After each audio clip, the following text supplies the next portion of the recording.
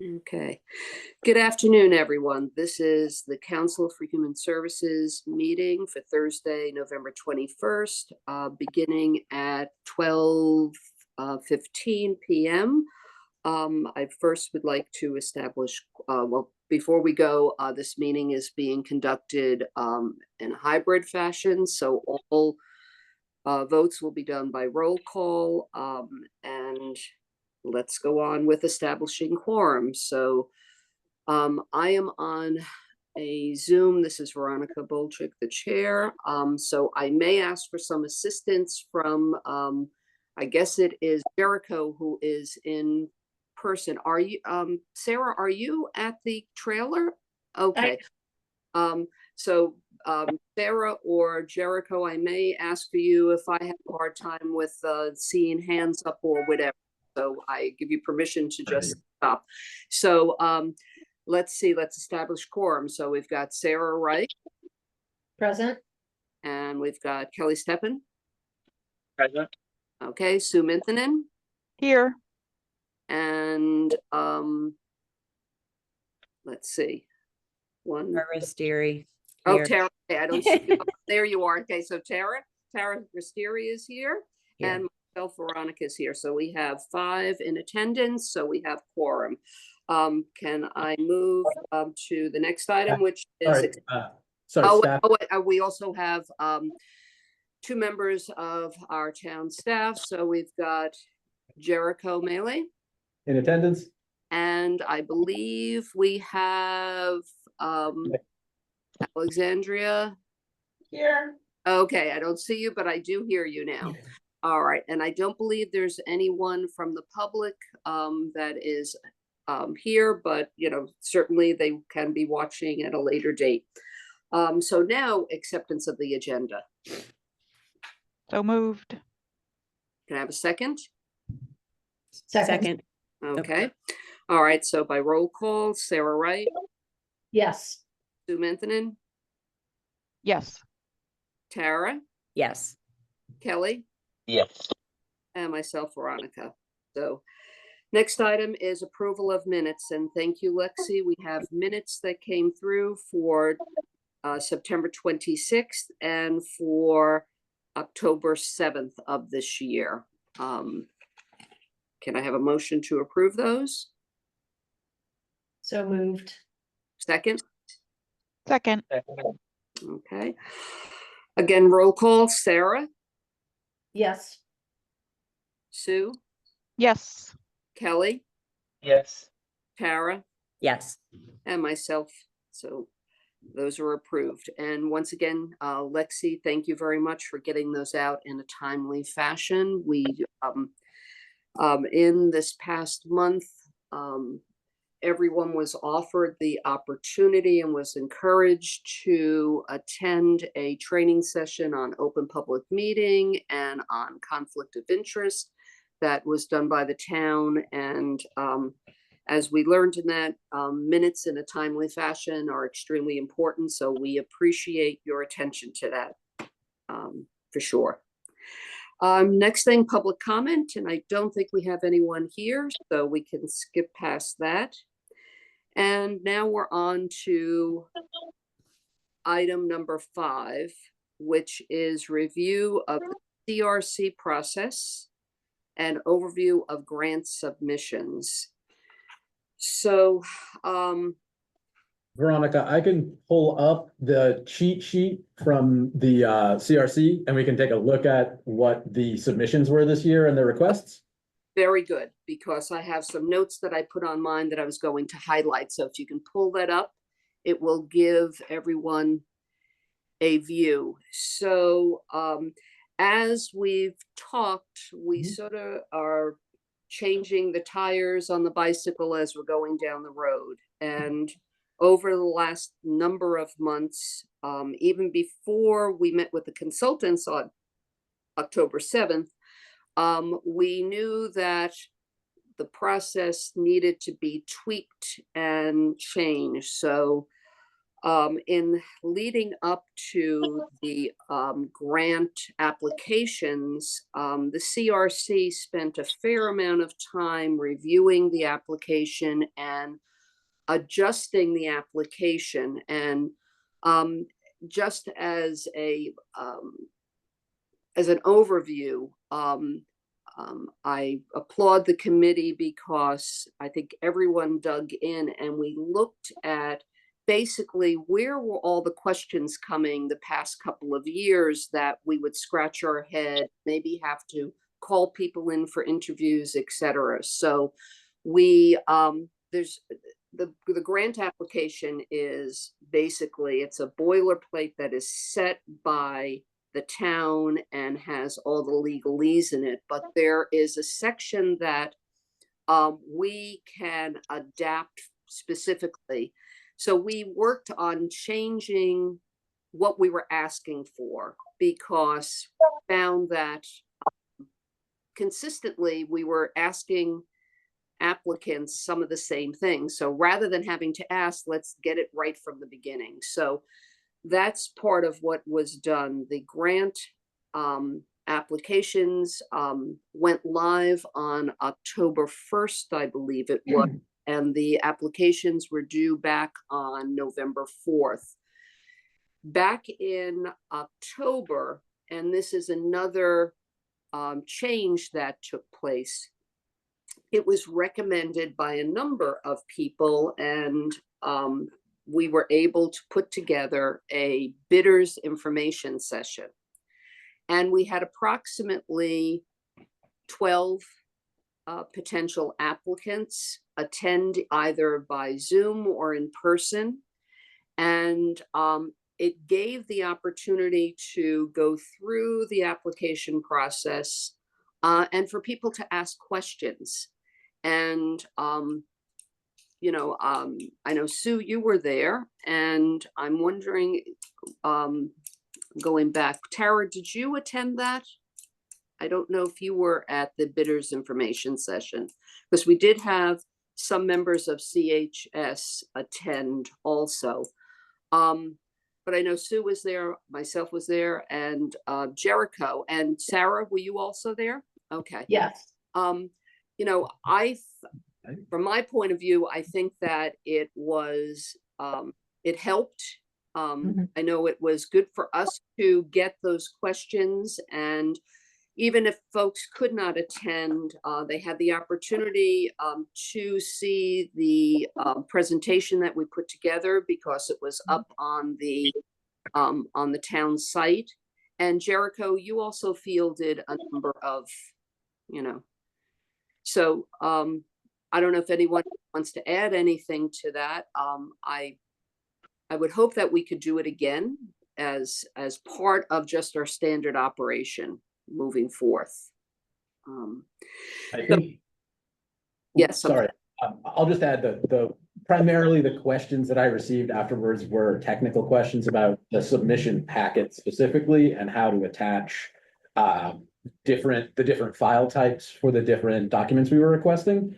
In terms of actual procedural or the kinds of questions I've gotten on other years, we had almost none of the how should I do this thing questions. It was all technical questions, which I think we can fix a good number of them by getting an online form to submit this through, which is something that we're going to be working on spring, and then potentially, depending on what decisions are made at finance with our grant application and reporting software platform that we're looking to either invest or partner with CFN to use. That is something that we've that should cut down on most or all of those requests. Right. So one of the interesting questions, and it actually was a very good one, came from a new applicant and who was trying to work through the process. And the question was posed, what should we ask for? And what the individual meant was, how much should I be asking for? And should I go pie in the sky, or somewhere in between or reality? And I think our answer was, please ask for what you need and what's going to be used, because we have limited funds. And if you are given money that it is not going to be used or whatever, of course it doesn't get paid to you, but it keeps other potential applicants from getting money that's greatly needed. So that was, and we had conversation around that. So I was hoping that would be heard loud and clear. As we now are looking at the Human Services submission packet, as Jericho calls it, the cheat sheet that's up on the screen. What we're looking at, and I realized we had a third cycle of grants in the past year and a half, and that was the the youth behavioral health grants. With that, we had new organizations that had never applied for the human services grants. They produced lots of wonderful things with the monies that we awarded, but we don't have that separate funding stream. And one thing we made clear is the human services grant monies is not just limited to adults. It really spans the entire population on the island. So what we see now is we have some of the folks that got money through the youth behavioral health applying for this pot of money. Our amount that we have for fiscal year 26, right? I have to stop because it's all, even though it's awarded on July 25, it's fiscal year 26, is 650,000. It did not change from the year before. The 175 did not get added on.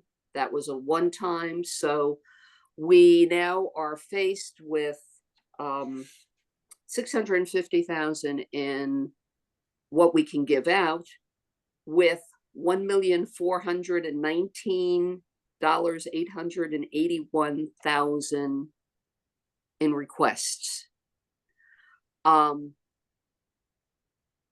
It's going to be tough to dice, chop, sort everything. So where we stand with this now is, we met a few weeks ago with CRC, and the way that we approach this is every member has a number of the grants assigned to them to go deep, as we call it, a deep dive, to go deep into the application, to either visit or call if there's questions. And we're meeting again on December 20th. Okay, Yep. December Yeah. 20th is the Friday, Friday at 9 a.m. And at that point, we will compile any questions that we still have.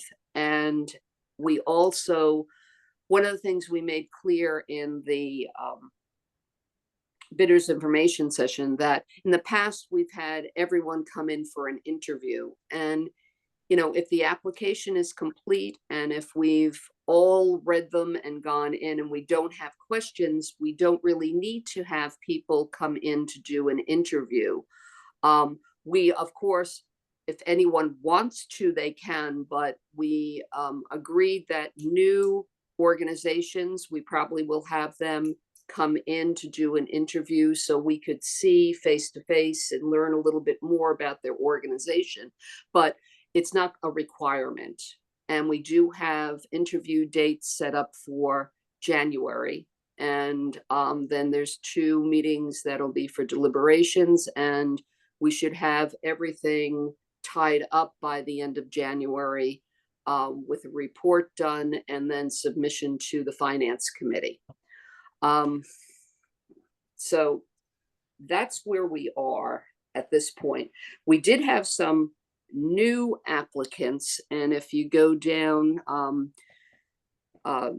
I starred the ones who were from the Youth Behavioral Health. So the Boys and Girls Club did receive money from the Youth Behavioral. So did Dreamland and In the Herd, and then Star. They received money from those that's funding stream. But we do have new with Sharing Kindness is a first-time applicant. I will consider also the Warming Place as a first-time applicant. Last year, they were incorporated with the Nantucket Food, Fuel, and Rental Assistance. So, and during this past year, they now have their own not-for-profit status or whatever. So they are a independent organization. So last year they received money, but it was part of the award and was then separated out from NIFRA. Now they are their own organization and applying. And Lighthouse School, has Lighthouse School applied in the past? They have not applied to any of the direct grant funding, but I did put together a teacher wellness program with them this fall. So they have, this is not the first interaction between us on a professional level, but it Okay. is the first application to any of our town grants, yes. Okay. So as you see, 1,400,000 and ask for 650. Last year we had $820,000 for the 650. But when I reviewed this over, I had to take a deep breath because I realized the ask is so much more. It's because we have the organizations that we did award money that were in the youth behavioral health stream. And they're now coming back and asking for another round. And some of them are similar programs, some are different, but that's why we went from $800,000 to 1.4 million in the ask. Now there's another set of grants, which is from the substance misuse grant. And we understand that this is also the last year that there will be funding coming, at least from the way that it's been. It used to be a percentage of the sales from taxes taken in by the cannabis organizations on island. And that changed, and now money has been given to us matching the 175 we used to get. And we have right now still 175 for this year, but the ask is 223, which is pretty well in line with what we've had in the past. And we have one new organization there that has come and asked for there. And I don't think you have it up on, is it on the screen? Because it's not on my screen. It's not on the screen right now. It's being weird. Okay. But we have, give me three, addiction solution, health imperatives, and NAMI ASAP have received in the past from that front. And then we have a new organization. Is it pronounced PRISM? PRISM, yes. ERXM has also asked in that. So again, we divided up the applications. The CRC members are between now and December 20th going deep down, and we convene on the 20th to review questions and then set up our interviews and then leading to deliberations. One of the other items that came up at CRC, which I think is extremely important, is we have given by a motion that was passed permission to one of our members who happens to sit on the finance committee to bring to the finance committee a question of what is the process for requesting additional monies and when and how. So we're expecting a report back on December 20th. So we will have a sense, because the reality is when we look at these numbers, we know that the ask is always so much more than what we're able to give. So it's one of the things that we're looking at. Anyone have, Sue or Jericho, that you'd like to add? I can add a tiny bit of clarity to the cannabis grant funding situation, which is that up until this past year, the Commonwealth of Massachusetts allowed the assessment of what were called impact costs, which were calculated based on the agreement between the town and the dispensary. Those home community agreements, the HCAs, determined the amount paid, but the municipalities did not need to demonstrate that those were occurring. They were just calculated, whatever was agreed on between the dispensary and the local community. The state of Massachusetts, because of the cratering of the cannabis market on the mainland, rewrote or adapted the laws, and we had to itemize and provide which particular one of the impact costs were, like what were the actual impact costs. That fell to me, and in my extensive amount of research on that, I found the highest cost incurred by the presence of dispensaries in the town of Nantucket was me trying to figure out what the costs of the municipalities were. And as a result, we can collect some of the sales tax from recreational cannabis usage, but we cannot assess a flat impact fee. So most likely coming from next year, the cannabis funding as it is currently construed, or sorry, currently set up, will not be available to us. So we're going to have to figure out what's the spending pattern there is going to be like, and we're going to have to talk with finance about what's going to be done around that. And I believe that's part of what Joanna is doing with FinCom. And the other will be a clear determination of how much funding is available for grant processes before the application process. I think part of the problem with the very high amount of requests is that no one quite knew what the pot was, more or less. And so no one knew how to calibrate their requests to the total size of the pot. Right, right. Because if you go back to looking at the list of the cheat sheet, we have you know, some organizations asking for hefty amounts, and it's just not possible. It's not possible, you know, because at the end of the day, I think that, you know, I know that we have only, in my time doing this, I think we've only, if I want to call, rejected an application because it did not fall within the scope. But typically, if I look at what we've read, and I've read the applications in a cursory manner, now I have to go back and do my deep dives. There's no one who is out of scope necessarily here, and we just don't have the money to give everyone what they're asking for.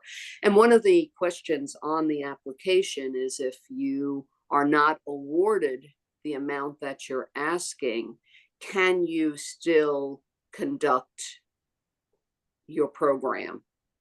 And you know, for the most part, many applicants say they would have to adjust what they're offering, but they would be willing to adjust. And that's an important thing to see. Because if it's an all or nothing and you've asked for $500,000, we just can't do it. So, I would, can I just add one Yes. thing that I noticed with these new applicants? Last year during the youth behavioral health grant cycle, there was a big emphasis from the CRC on asking organizations to collaborate, because there is a cost savings when you can collaborate, agencies can work together, which I think is smart. And yet at the same time, I feel like there's like a double-edged sword, that we may have created a little bit of a monster in that we've got some organizations pitching really creative programming geared towards helping, whether it's youth or whatever, on the prevention end of things. If you have all these great recreational programs that have a wellness, mental health slant, you're offering an opportunity that is different than going to the bar and getting into trouble potentially.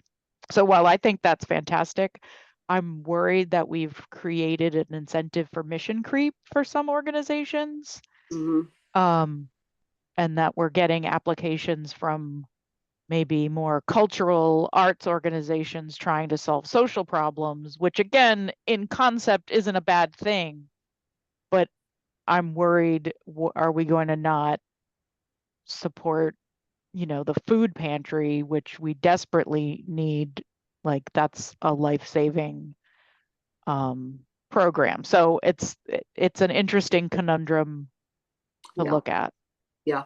And, honestly, I do think that, um, I appreciate what you're saying, and I do see that potential of a mission creep, but if there's collaboration where if someone has the ability to reach a segment of the population, but then working along with the organizations that provide other services, it's a wonderful thing. And with regard to collaboration, I know that when we at CRC had started talking about this, um, there was some pushback, because it's like, well, how could you expect organizations to work together where collaboration on a grant process is a requirement outside of the town level? So I think our organizations on the island have shown us that yes, it is possible, where we had some naysayers saying, well, you can't expect XYZ to work with ABC because, everyone is territorial, they're in their silos. It's happening. And Yeah, it's a wonderful thing. So it's a double-edged sword there. exactly. You've phrased it well. Yeah, thank you. And from Kelly? Yep. Just regarding collaboration, I think where there is less of a double-edged sword is probably like intake processes. And I think kind of the food security service is a good example where there's several agencies offering food programming, and that essentially all could be one universal application. Obviously, for other social service sectors, there's and even probably with food security, there's a privacy component which you have to pay attention to too. There may be more privacy criteria that needs to be accounted for um, certain programming types. But I think where there could be a lot of efficiency achieved is intake processes, and not only from a human services perspective of people essentially doing the same job at different organizations, especially for the client perspective Hmm. or kind of experience where they are physically going to different locations. They are maybe not even physically, but electronically filling out several applications that have very personal information, which is like, if you think of from a kind of a emotional or trauma perspective, it's like none of us would want to be asked how much we make multiple times a year just to get a plate of food. Right.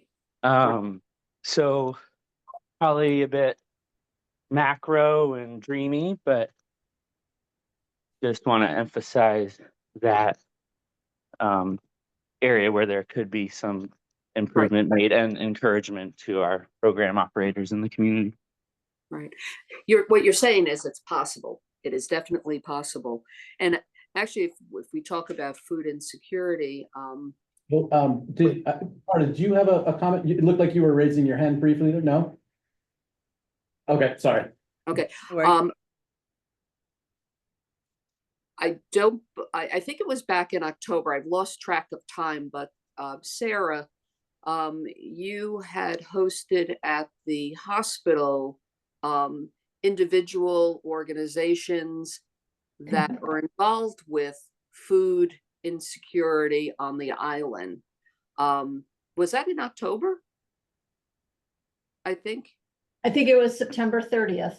Okay, so just on the cusp. Right.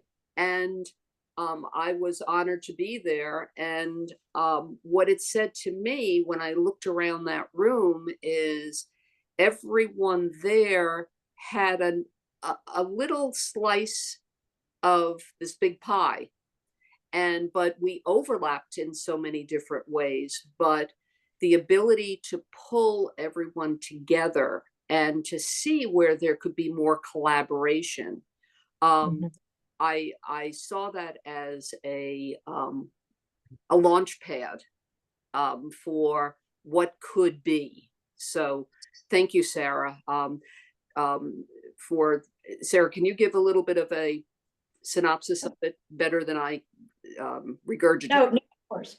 Yeah, so it's true. I invited my friend Catherine D'Amato, who's the president and CEO of the Greater Boston Food Bank, to come over here and do one of her talks. And she did, and we had about 40 or 50 people there in the room that day, including some of my hospital colleagues, of course.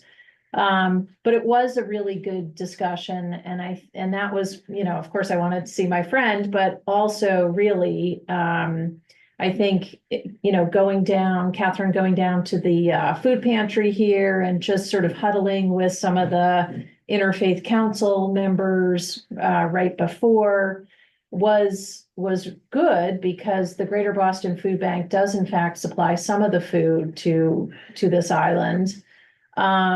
And I know that there are lots of organizations now on Nantucket that do overlap around food security. So I know GBFB is willing to help us in any way we need for that. And I know Catherine's willing to come back if we ask her. And there's a lot going on with food security. So yeah, I was really happy with the attendance, the conversation, and I'm sure we'll do it again. Right. And it was everyone from Meals on Wheels to Sustainable Market. It just was, I was blown away when I looked around the room and I said, right, even though I may not think of it as being the same ultimate big barrel population, it's true. It's true. So collaboration, I think we've got lots and lots of opportunity for collaboration. So thank you for organizing that. And thank you for your view on very important. Jericho? And then, not to belabor on the collaboration and possibly twisted incentives thing, but I do think we're in a spot where the previous equilibrium state of this grant process has changed, and people are now are trying to figure out the parameters of how it works, more or less. So I expect we're going to have a year or two of these sorts of let's see if this will fly applications, and then we'll probably settle down into something a little bit more stable is my likely guess on that. And I think that, as we add elements to the revised grant process, I'm specifically thinking of the letter of intent. We'll be able to manage bid applications when we add a letter of intent stage, so that applicants would send like a one pager of their idea plus a bid in, and then we can kind of be like, well, here's sort of what the money is and here's what we've awarded in the past for these kinds of projects. And that might help us a bit in the ask area. I do think though that, you know, it's been 650 for human services for 5 years now. During that interval, inflation like amortized over years, like 14 or 15% at the very least, which means that every program that is coming in, like we have 15% less money in this pot than we did a few years ago. And you know, that's something that I think needs to be taken into account, especially for organizations that are dealing directly with, you know, the kind of fungible things that have seen 20 to 30% increases in their costs over the last couple of years, like food, for example. So, you know, there's a lot of, you know, I think this is an unstable period, but this instability allows us to build a better system and update how we do things. And then you take that to the town structure and make that be more of a factor when it comes to allocating money. So, you know, I think there are a number of new incentives introduced by this. We won't know how they'll play out until a couple of years of granting and allocating, but it is something that we should be thinking about. And specifically, the mission creep incentive is not one I had initially considered. So thanks for that, Sue. Yeah. Okay. I would encourage anyone from CHS to participate as a member of the public on our next meeting, which is December 20th, and it's at 9 a.m. in the morning. What we've done and as we've tried doing with CHS is we've established a meeting time, day of the week and time that works for everyone's schedule. So our meetings are, unless there's an extraordinary situation, is at 9 o'clock on Friday mornings. And, you know, as right now, everyone has significant homework to do, we won't be meeting until December 20th. So I encourage you to attend if you can, as a member of the public, and we certainly will recognize you in public comments or in question time. All right. With nothing more on that, it's sort of the segue into the review of the consultant's report from October 7th. And I want to thank everyone for participating that day, because it was, we've been waiting for the consultant's report, and it was an opportunity to hear their findings with everyone in the room. And I think there's, I'm sorry, I just like lost my train of thought. There was, what has come out of that, which was loud and clear, is we have not had a needs assessment done in, how many years is it? 14 years? 15, I believe. 2010, yeah. That's 14 years. So, Jericho, I'll let you take that, because you're leading the charge on that one. With your permission, I'll sort of combine this and, sorry, the hood is up because it's cold and I have no hair. Okay. But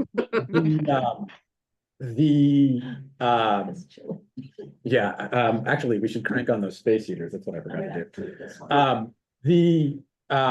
With your permission, I'd like to combine Please do. 7 and 8. Yep.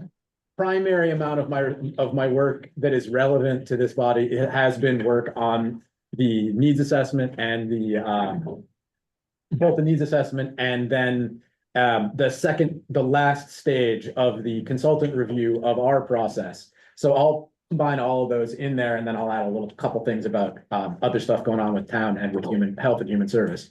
But basically, the recommendation from there were a lot of recommendations from the study. And I think the core ones were stuff that we had sort of already known, but it was nice to get them all put together. I think the most relevant information in that is the information around the benchmarking of us to other communities, and then sort of what our investment level is on as a municipality. There's an important thing to note is that according to the findings of this report, we actually spend vastly more money than most other organizations, with the caveat being that that per capita amount is calculated based on our census population, which is probably under by, I would say, around 8 to 12,000 people. Would be my guess. That is not an official statement of the town of Nantucket, by the way. That is my guess on the actual population on the island. So, given that we don't spend as much money as this report suggests, and that also doesn't capture a couple of different things about how state and county and federal funding gets in. We receive less federal direct support. And a lot of the federal funding here is not in the area of human services as it might be in other municipalities. But basically, there needs to be tighter coordination between this body, CHS, in terms of setting priorities and looking at the larger picture of what our grant expenditures are, setting potentially buckets for the allocation of funds so that we have, similar to the dedicated youth behavioral health grant, we would split up the currently 650 for human service spending into a couple of use cases to kind of limit the specifics of what so we kind of control what programs are coming our way. Then the other one was to kind of make sure that we're rotating board memberships on a regular basis. And to make sure that there's a closer combination between the CHS doing direct oversight over the entire grant program, evaluating it on a year-by-year basis, doing a lessons learned based on the last year's actual reimbursements and actual reporting, and then the next year's priorities and needs, essentially. That might include collaborating with the contract review committee on writing the next year's RFP. It might include setting priorities or setting missions for a particular year. And that stuff is going to be determined in a joint meeting between this body, the contract review committee, staff, and the consultants that did the initial study.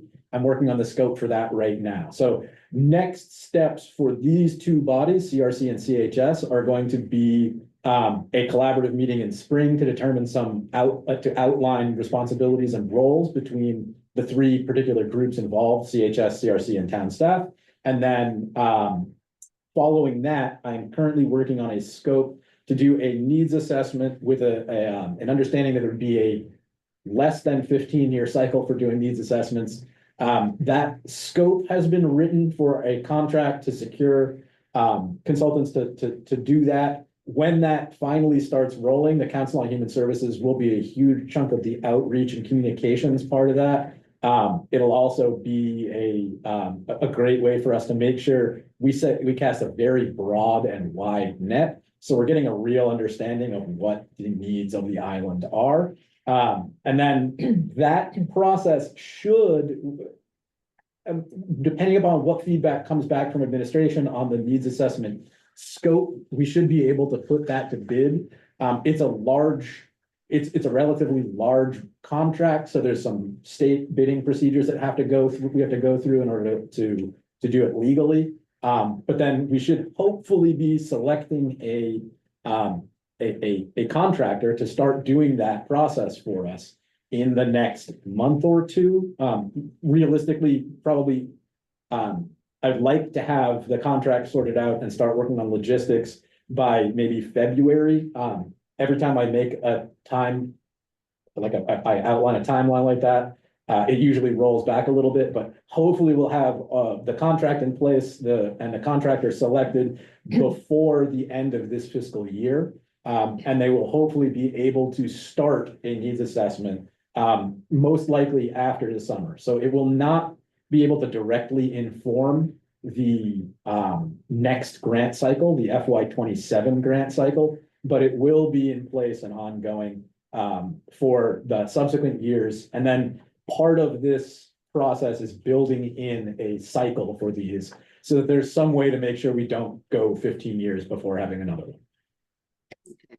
Can I ask a quick question? And I don't know if anyone here even knows or remembers, but 15 years ago, was the town's community needs assessment done during the busy time of year? In other words, did it include the summer population? So I do not know the methodology used. I did look at the documents created there, and the dates where the documents were finalized were generally in like October, November, December of the year it was Okay. done. My suspicion is data collection took place on the shoulder season, right as it finished. Okay. But 15 years ago, the distinction between those populations was not as broad, and the population swing was significantly less.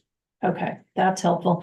Then the other question, I seem to recall, and you can just tell me I'm misremembering. But I think in the consultant's report, there was a certain emphasis on this practice here on Nantucket that's unlike, I think, the other municipalities where they're kind of the functional roles of CHS and CRC are one role elsewhere. So I think that's a town bylaw change or something if we're gonna revisit that. So am I remembering? You are that? Okay, correct. okay, that's all. At a town administration level, that has been discussed, it has been, I think we've also discussed it, Veronica. And I've discussed it with some members of the select board. My personal opinion is that it should happen later, if at all. I am not terribly interested in trying to get one together for this annual town meeting. I do think once we get a year of this current cycle, and once we see what the role of CHS is in the oversight and collaboration component, that's when we'll be able to make a much better case for how it should be structured. Because as it's currently stated, like there's half of CRC is appointed by statute, they're ex officio positions. So that means that like we would have to think very carefully about how that final post CHS CRC body is construed in order to make sure we get the proper overlap. I'd like to see the system work as intended once before I change it again. But I do think that that is something that will probably be, I think will probably be a better idea in the long run. We have a lot of boards, we have a lot of councils, and we have a lot of committees. Whenever possible, we should be kind of trying to tighten in and have a minimal group. And, you know, it could be something like where certain roles of the CRC are done by a work group of this new body, which would make things like quarterly reports much easier to do. If a two-person work group could be handling that, wouldn't have to go through all of it, you know. I think there's a ton of things like that, but I don't think it's worth our time right now to push that through for next town meeting. Yeah, no, that's fair, Jerica. My concern is really that, you know, we have, I think, a vacancy on this council. It's a little bit of a struggle to get a quorum, and there are vacancies throughout the rest of the town, you know, government. So that's really my concern. Thank you. Yeah, and Sarah, you hit it right on the nail head there. You know, establishing quorums is extremely important. And, you know, for the longest time, you know, as we've talked about the history of CHS, CHS was non-existent for a number of years and started back up, but with not really clear direction, because what was intended back years ago had been dismantled. So I think what we're working toward right now is putting it back into place, because there's a purpose for everything, and having quorum and people will only participate if they see that there's something to do, and if there's nothing to do, people lose interest, you know. So I'm hoping that what we're going to see over the next 6 to 12 months as this is evolving is more involvement. And then we can say, now what do we do as the next step? But before we dismantle everything, let's try to fix what had come apart. So, but my plug just for attendance at meetings extremely important, because we can't do it without a quorum. So thank you. Jericho, is that where we are? Any comments? No, I think that is pretty accurate, and for the good of everyone, that will be the sum total of my comments and report. Okay. Assuming that no one has questions, but I for the good of the group. Okay, thank you. I mean, unless you guys really want to talk about like ticks and deer. No? Okay, good. Okay. Well, ticks are always here. We can talk next time. All right. The next item on the agenda, thank you, Sarah, for coming forth with some items that you wanted to add on to the agenda. And when we met on October 7th,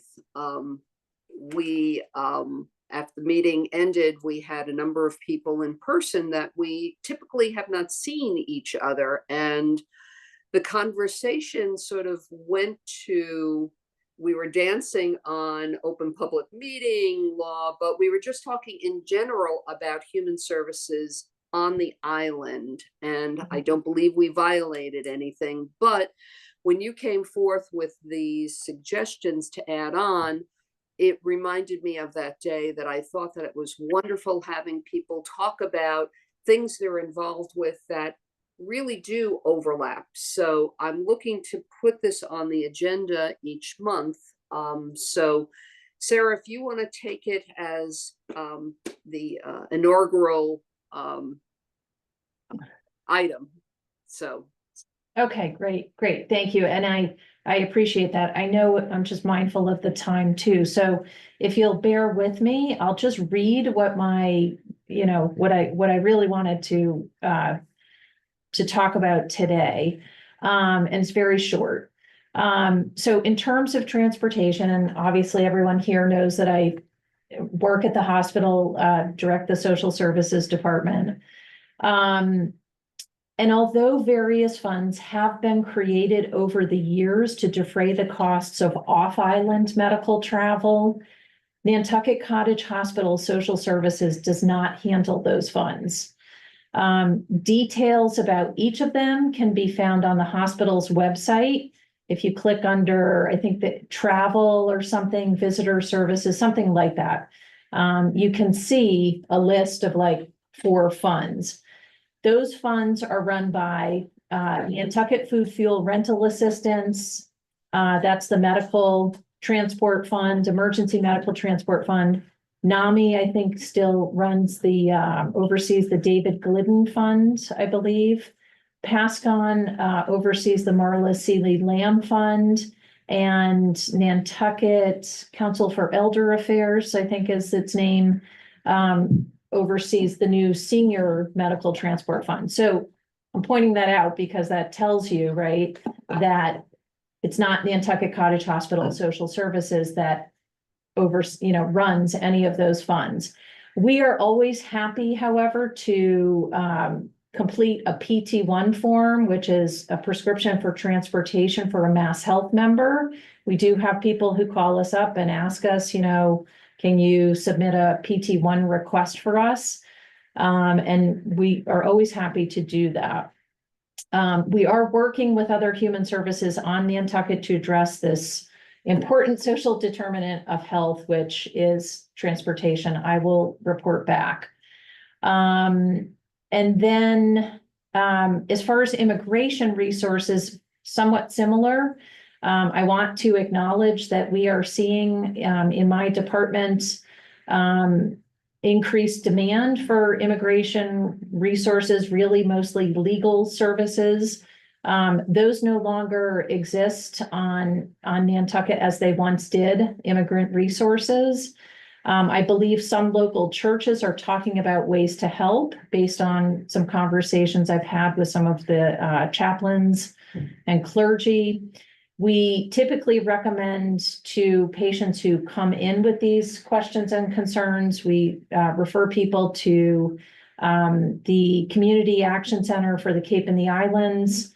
There's an Immigration Resource Center in Hyannis. We're also referring people to Source Hub out of Fall River. They attended our health fair. And we're working with other human services, obviously, on Nantucket to address this important social determinant of health as well. And I will report back. So that's it. Thank you so much. Thank you. May I very briefly add a potential resource for that? Yes. Immigration law is one of the sectors that South Coast Legal covers. Yes. So, okay, as long as they're, yeah, okay. Right. No, thank you, Jericho. We do refer people to that organization as well. I think they're more kind of specialized for when you have a case, though, so it's not. Well, so that's an excellent point. So it's really interesting, the kind of primary and secondary reasons that people are calling now. Some people have some status that they need to go to, they're getting letters from Customs and Immigration Services. Other cases, it's kind of a secondary issue where, maybe someone who is undocumented now, is trying to get a plan to, help their continue supporting a family member, or, I'm sort of being a little bit vague, but Right. so it may or may not be, the presenting problem is not necessarily my own immigration status. It might be, I need to get my child to specialty care on the other side. I need to go to an immigration hearing. I need, I think we're going to keep seeing like an onion just sort of peeling back. Well, But thank you. I think there's going to be a enormous amount of immigrant related concerns in the next 4 years. So I think a ton of resources need to probably go into this to help manage it. So Agree. Yeah. So it's something that we need to all keep in the forefront, of our changing population, and also changing laws and social situations. So thank you. Any other comments? All right. Sumanthan, I'm looking at you, and I know that the warming place is back up and running. And I'm just going to, I keep seeing your, the advertisements for volunteers or whatever. And I just want to recognize that many of the organizations that we support through our grants and that keep the island going are staffed by volunteers, and thank everyone for devoting time to the community in that way. If anyone has some extra time they'd like to volunteer, I know that there's a number of opportunities. All right. Move on to other business. All right. With none, right now I have, the next meeting is December 19th, and I have it at noon. And Lexi, I'm not sure if today was the only time that the 4 p.m. slot wasn't available. So I think that even though I wrote noon down here, we will let everyone know in an email what the exact time of the meeting on the 19th will be. Lexi, I don't know if you have any update information on that. it was just this Thursday. I'm trying to remember that. I think it was just this Thursday, and it was the combination of Thursdays being the busiest day for meetings for whatever reason, and then the Thanksgiving buildup on next week. Right. So just to double check and get a temperature in the room, we would ideally prefer to have 4 p.m. meetings. That works better for all parties involved here. Yeah, we're Okay, then when we'll go and when we're setting up the schedule for this, we'll try and get it at 4. And we'll try and remain, what is this? Is this the third or fourth Thursday? I don't even remember. Well, the 19th is the 3rd because the 4th is what we were doing, but the 4th is also the Christmas holiday. So Yeah. it's Thanksgiving and Christmas. So we had to switch to the 3rd. But I think going forth in January that we would stick to the fourth Thursday at 4 p.m. Mhm. with December being an anomaly. All right. With no more to be said, can I have a motion to adjourn? So moved. Second? Seconded. Alrighty. By roll call, Sarah, Yes. Sue, Yes. Kelly? Said a yes. And then Tara Yes. and myself. Thank you. Happy Thanksgiving to everyone. And thank you for adapting your schedule today to meet at noon. And we'll see everyone soon. All right. Perfect. Bye. Bye. Happy holiday. Happy Happy Thanksgiving. Thank you.